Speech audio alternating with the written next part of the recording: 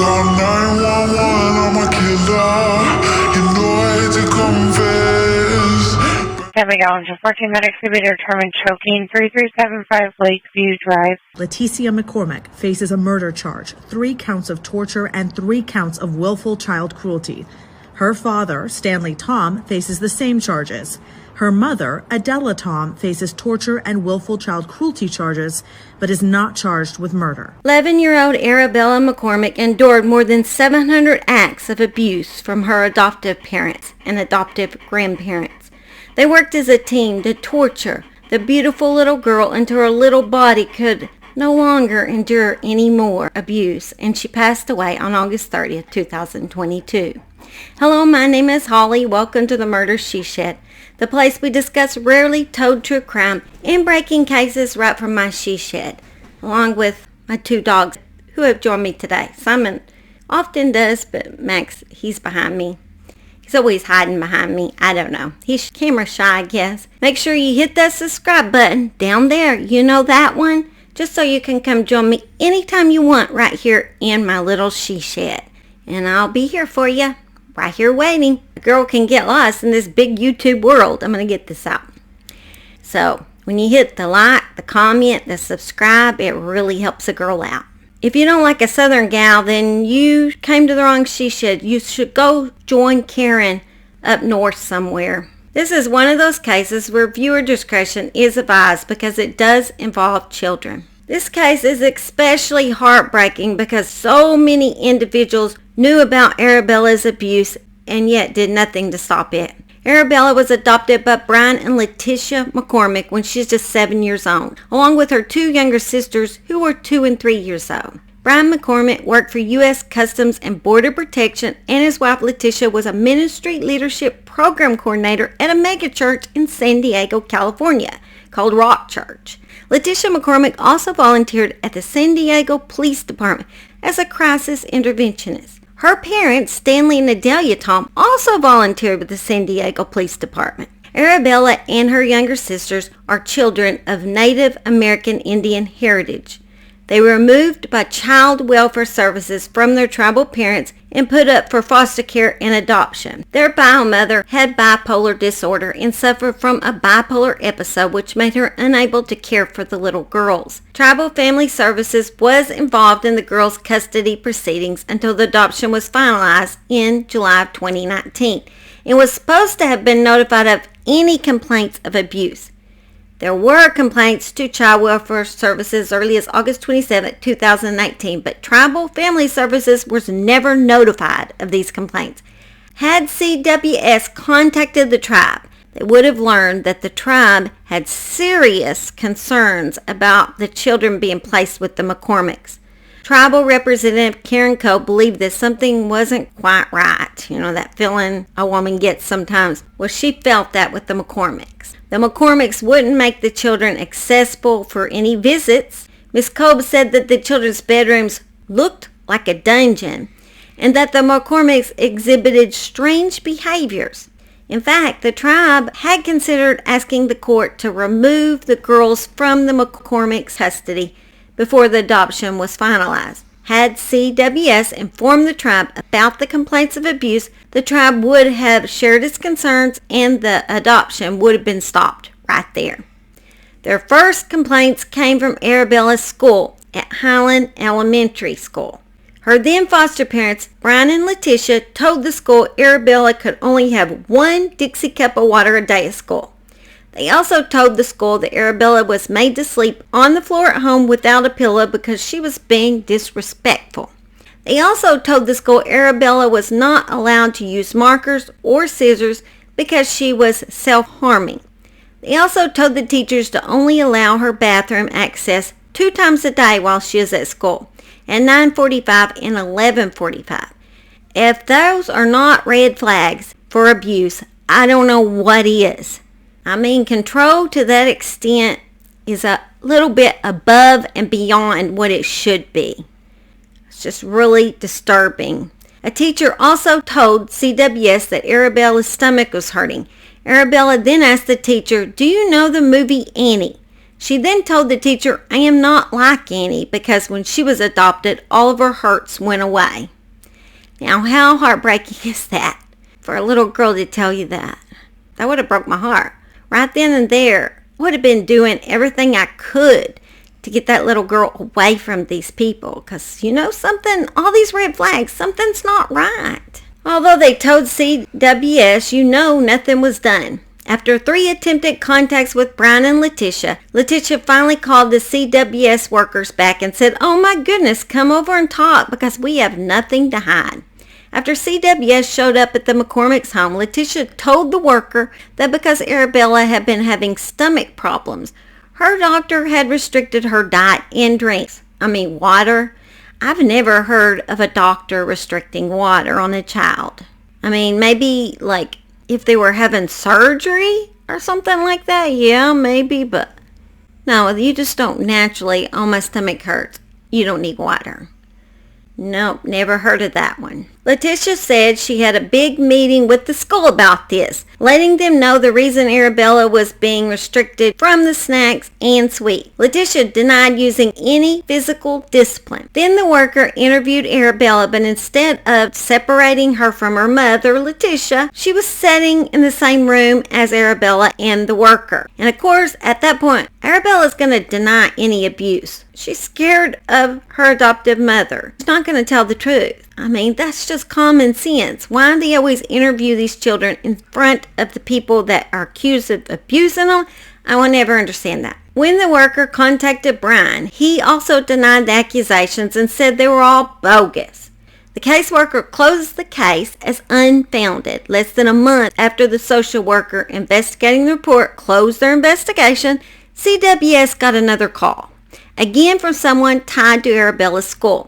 Right after Halloween, when Arabella returned to school, she was allowed to have Halloween candy by her teacher. When Brian came to school and realized that Arabella had candy, he became furious. He picked Arabella up, laid her down, and pinned her to the floor, trying to see if she had candy in her pockets. In front of the other children and the classroom and the teacher, Arabella was crying, screaming, and kicking.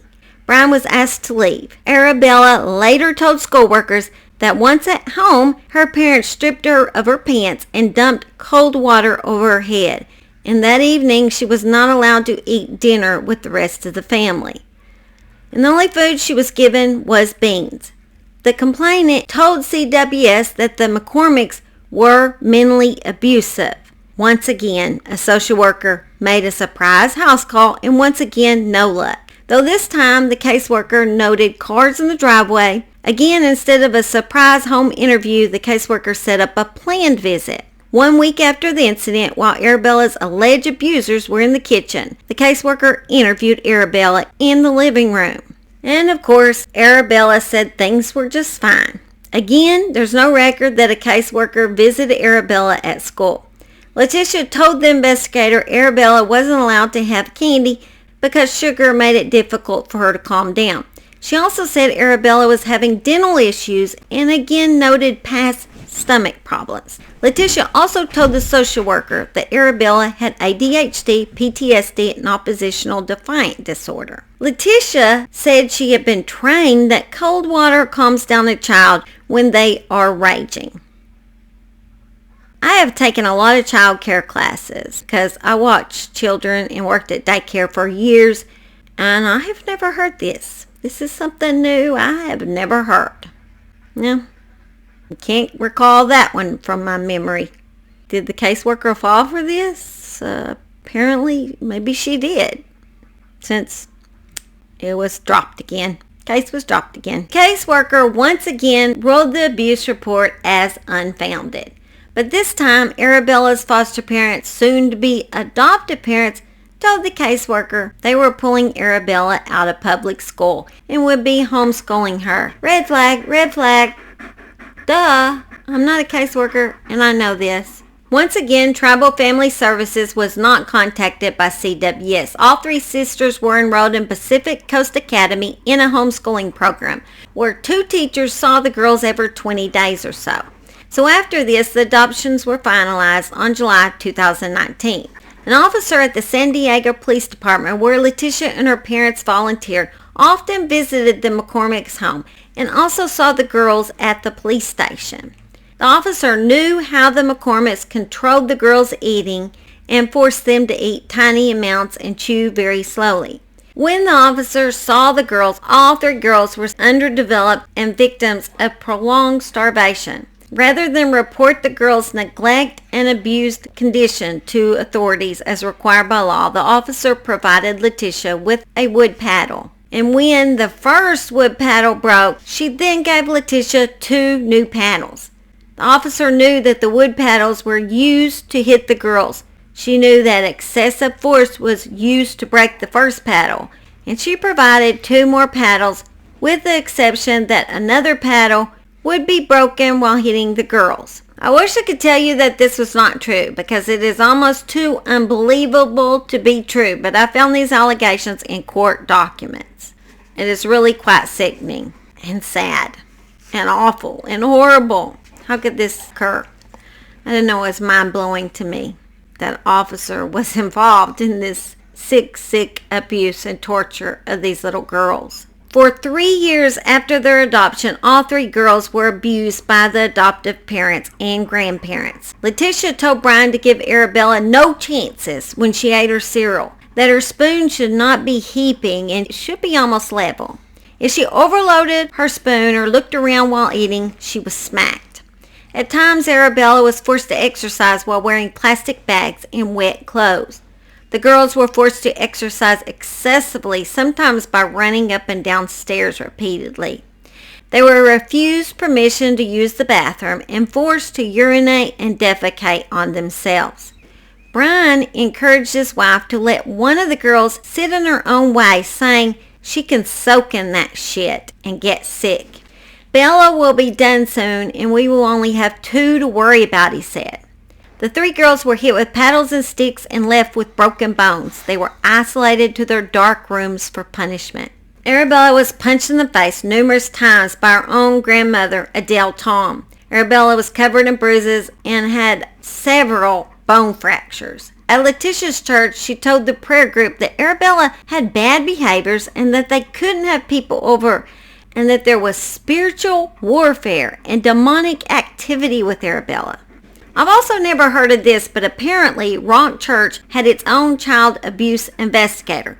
I'm assuming because they also had a school that was attached to the church. Although Arabella did not go to that school, I'm assuming that's why they had this investigator for cases that would occur in their school. He is a San Diego firefighter and a minister at the Rock Church that visited the girls on several occasions to check in on them. The latest visit was just 1 week before Arabella's death. On August 30th, 2022, after Arabella's parents called 911 saying she had choked on chicken broth, Arabella was found by paramedics at the San Diego County home in such an emaciated state that she weighed less than she did at age 5. Arabella weighed just 40 pounds, her bones protruding from her small frame, her teeth yellowed and calcified, and her body blanketed with bruises, scars, and cuts. And she had 13 broken fractures at that time. Paramedics found Arabella on the floor without a pulse, and a deputy on the scene reported the girl looked like a corpse with skin stretched over it. She died less than 10 hours later at the hospital. Several times during the day leading up to Arabella's death, her father, Brian, communicated to Leticia that Arabella was starving to death and that he believed she would die. Her 2 young sisters, now 5 and 7, were not in much better condition than their sister. Both of Arabella's sisters appeared younger than their ages due to underdevelopment. They suffered from refeeding syndrome, a phenomenon identified following World War II when prisoners of war were provided with food after a prolonged period of starvation and subsequently died from cardiac failure. One of the sisters' feet were bright red and badly swollen. The sisters had to gradually be nursed back to health. They were hospitalized for 3 weeks and received treatment that had saved their lives. Before officers arrived at the McCormack's home after Arabella's death, Brian took his own life rather than face the punishment of what he had done. Before they showed up, he took his own life right inside of his pickup truck. coward's way out. After Arabella's death, a church member reported that she saw Arabella's 2 younger sisters when she visited the McCormack's home on December of 2021. And they looked like little ghosts, she said. She also said that Arabella was kept upstairs away from her while she visited. She said that she was concerned for the younger sisters because they appeared fragile and smaller than her grandkids. But why report when it was too late? If she was concerned, it should have been reported as soon as she felt something was wrong. Because now, lady, it's too late. You're calling afterwards and telling this. You were worried then. Why not call then? Why do people wait on these things when it comes to children? Don't wait. Don't delay. The girls' bio father said from 2016 to 18, while Leticia and Brian were still fostering the girls, he was allowed weekly visits at the Rock Church. He said his daughters would sometimes recoil in pain when he'd touch them.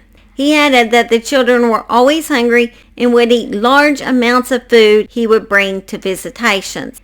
The bio father said he reported suspected child abuse to staff at the Rock Church and urged them to investigate. But he said staff ignored him, claiming that abuse wouldn't happen in the home of an ordained minister and a border agent. Now, I don't know the background of the bio father and why he didn't have custody, or whether he was with the bio mother at the time. I don't know the background of that. I couldn't find that anywhere. If you know, write it in the comments because I could not find that information out. In the week following Arabella's death, the head pastor and founder of the Rock Church, also a former San Diego Charger football player, Miles McPherson, posted the following message to the church's website. And he also said the same thing from the pulpit. I want to address a very sad situation that was in the news this week, that one of our former volunteers was arrested for the death of her adopted daughter. She was a volunteer for law enforcement, was background checked by law enforcement, background checked by Child Protective Services because she was a foster mother and then adopted parent, her and her husband. And then obviously we did a background check after all that, and nothing revealed that anything like this could happen. So I don't believe the bio mother has the girls back yet. I believe they're still in a foster home, but I think she's trying to get them back. But I do think she is one that is bringing a lawsuit against several people and several organizations. She is suing San Diego County, CWS, the San Diego Rock Church, the Pacific Coast Academy, the police and fire department, and several named individuals, including Leticia and her parents, for negligence, wrongful death, and failure to report child neglect and abuse. I'm sure at the trial a lot more information will come out about all the abuse these sisters had to endure. And as always, all suspects are innocent until proven guilty when that happens. And I'm sure we're going to hear things that are so disturbing during trial because the kind of damage they did in these little girls, they had to be severely tortured and abused, sadly. Imagine we don't know half of even what happened to these little girls yet. I figure the little girls will testify. So many times these little girls' abuse could have been stopped. The only one of the individuals that ever stepped up for the girls was Arabella herself. But what she told everyone around her was never taken seriously by CWS, sadly. And she lost her life because of that. I do hope that Arabella and her sisters are able to find some kind of justice in this messed up world we live in. Rest in peace, Arabella. Well, guys, before I go, I just want to thank you for helping me reach 5,000 subscribers. 5,000 more is now my next goal, and I can't wait to reach it with you by my side. Well, you're not actually by my side, I guess. With you in the next screen over. We're going to reach this together. So 10,000, here we come. So excited to reach that goal. Thank you for all your support. I will give y'all this. What is this? Maybe I'll clap my hand. I don't know what this is. Is this like Bravo? I'll clap my hands. Thank you, guys. Simon says thank you, guys, and we love you. And Max says it too, who's hiding and looking out the window. And they got my bed. I don't know why I buy a white comforter, because they always mess up my bed. They always get it so dirty, and then I have to take it in and wash it. You're aggravating. I love you, but you're aggravating. All right, love y'all. Bye. Devil in a red dress. Call 911, I'm a killer.